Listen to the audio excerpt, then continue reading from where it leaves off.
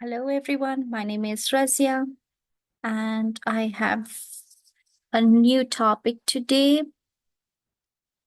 So let's begin.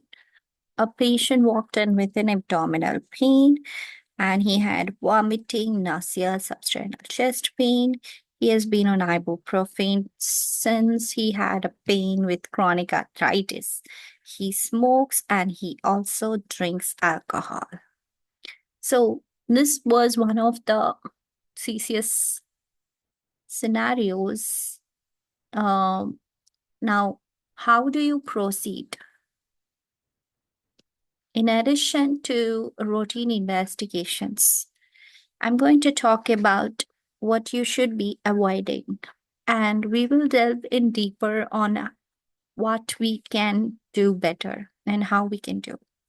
Firstly, there are certain important steps to follow for proper case ending. In this case, start with stopping ibuprofen.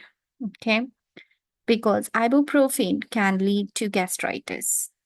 So, coming to the mechanism of action. By the way, mechanism of action is a very, very big topic. It's very important, highly tested. Usually on day one, you're going to have a lot of medication related questions. So, do keep a check on it. So, I'm talking about cyclooxygenase pathways.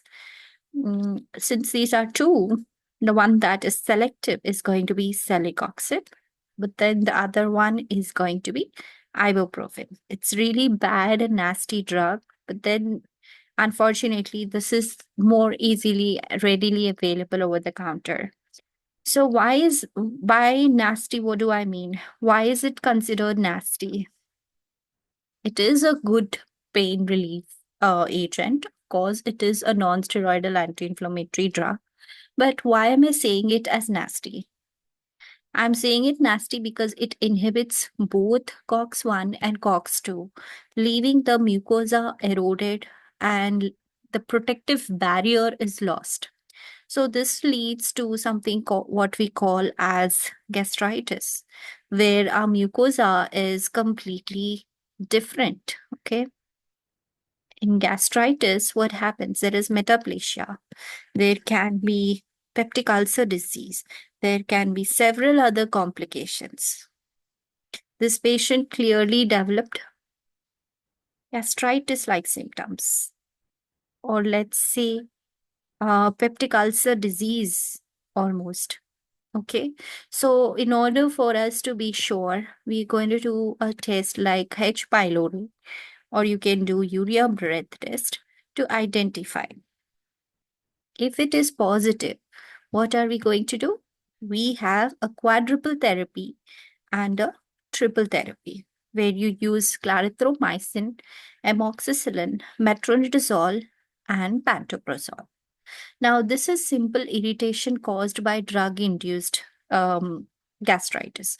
So, all you're going to do is ask the patient to stop the gastritis causing agent and give him some very important drug, that is pantoprazole. So, when you do this much, your case is halfway through, you're almost there. I like to keep the case very simple because when you go starting your case on a simple note, you're likely to end up going through every single step.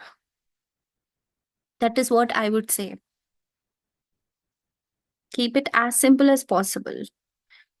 You don't need to do several other tests like TSH, urine analysis, and all that.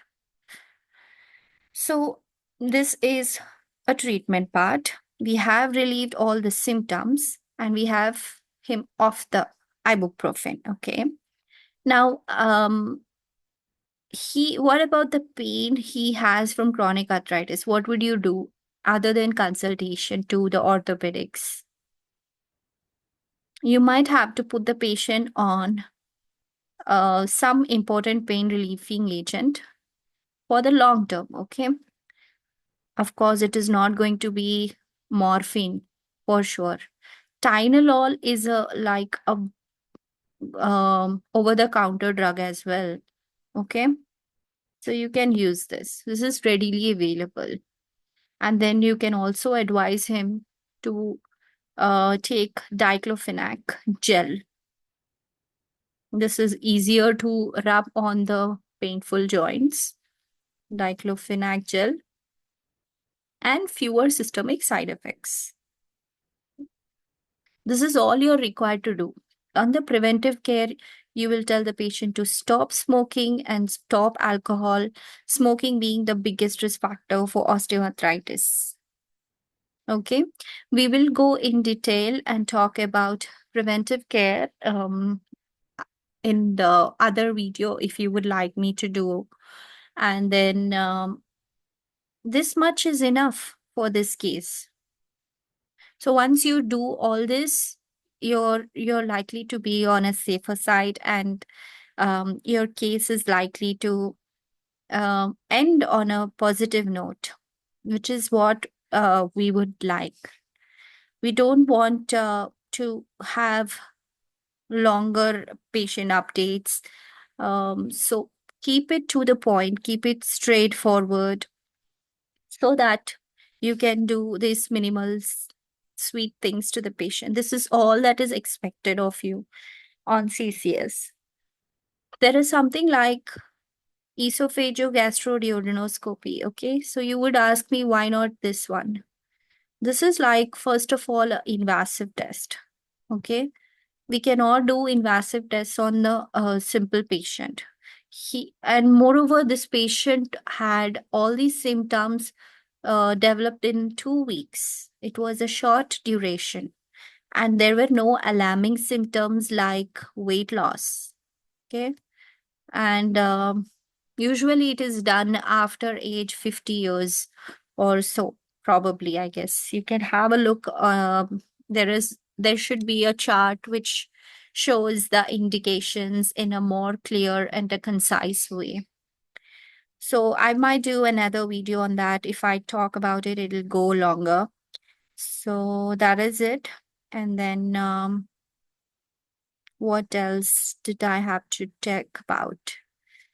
So esophagography is usually done if the symptoms last for typically 4 weeks. 4 weeks is the maximum thing. Now, let's say if you have given this patient pantoprazole and the patient did not have any change in his symptoms for up to 4 weeks, then you can go with esophagogastroduodenoscopy. We do not have to do invasive techniques. Always try to manage the patient on conservative therapies, and that would be in an ideal situation. Again, if you were ask me when do we do this, it would be most likely depending on the patient history. Okay, so that's it.